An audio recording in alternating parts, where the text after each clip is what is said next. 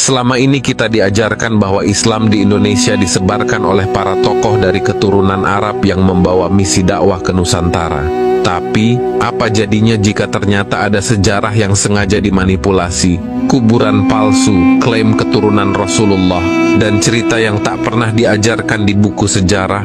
Semua ini membuka fakta, mengejutkan tentang siapa sebenarnya yang pertama kali menyebarkan Islam di bumi Nusantara. Apakah yang kita tahu selama ini benar adanya, atau hanya sebuah skenario yang dirancang untuk kepentingan tertentu? Mari kita bongkar semuanya. Pada akhir tahun 2022, dunia digemparkan dengan laporan dari Komite Masjid Al-Aqsa dan Yerusalem di Dewan Legislatif Palestina. Fakta mencengangkan diungkapkan. Otoritas pendudukan Yahudi Israel diduga telah membangun kuburan palsu di sekitar Masjid Al-Aqsa. Menurut laporan tersebut, ada lebih dari 300 kuburan palsu di Jabal Az-Zaitun, bagian timur Masjid Al-Aqsa, 200 kuburan lainnya di Wadi Al-Hilwa di Silwan, serta ratusan lainnya tersebar di wilayah Yerusalem yang diduduki. Tujuan utamanya adalah memanipulasi sejarah untuk membuktikan keberadaan Yahudi di kawasan suci umat Islam ini. Sahabat Abah, modus serupa ternyata ditemukan dalam sejarah Ba'alawi di Indonesia. Berdasarkan temuan tim Alap-Alap Mataram, terdapat dugaan ratusan makam di berbagai wilayah Indonesia yang disebut-sebut sebagai makam leluhur Ba'alawi. Di Yogyakarta saja, terdata ada lebih dari 260 makam, sementara secara nasional jumlahnya mencapai lebih dari 3.000 makam.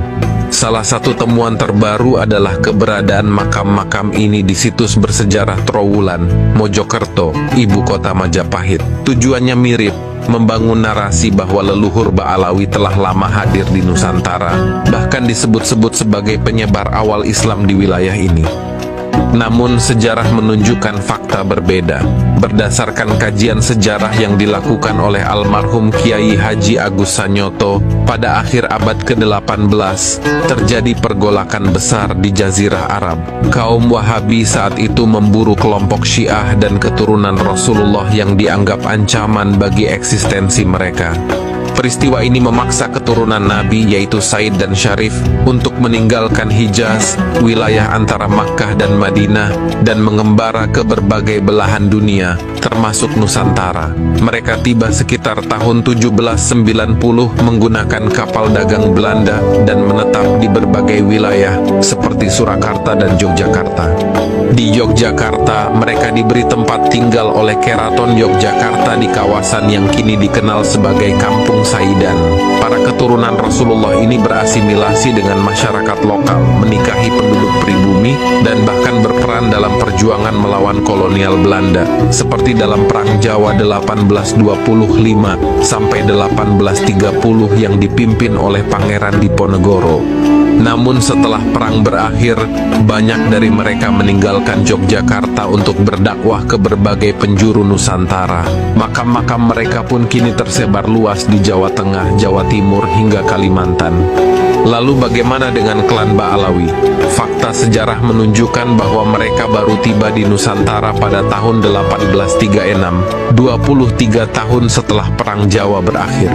Mereka datang dari Hadramaut, Yaman, sebagai bagian dari kebijakan kolonial Belanda untuk meredam pemberontakan di Nusantara, seperti Perang Diponegoro, Perang Padri, dan Perang Aceh. Kedatangan mereka difasilitasi oleh pemerintah Hindia Belanda, bahkan dicatat dalam sensus tahun 1859 yang mencatat jumlah pendatang dari Hadramaut mencapai 7.786 jiwa. Pada tahun 1928 mereka mendirikan organisasi Rabithah Alawiyah yang bertujuan mencatat silsilah keturunan mereka.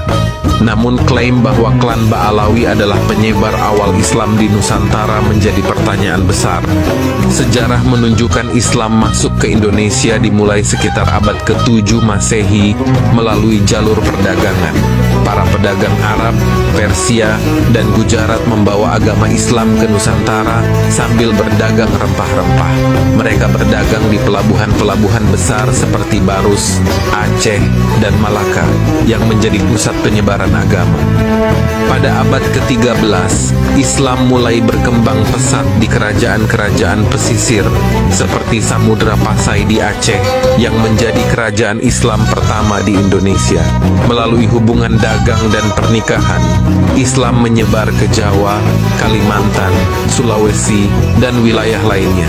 Wali Songo memainkan peran penting dalam menyebarkan Islam di Jawa, menggunakan pendekatan budaya dan seni tradisional untuk menarik hati masyarakat. Puncaknya, Islam menggantikan Hindu-Buddha sebagai agama mayoritas di Nusantara, memperkuat identitas budaya dan keagamaan masyarakat Indonesia.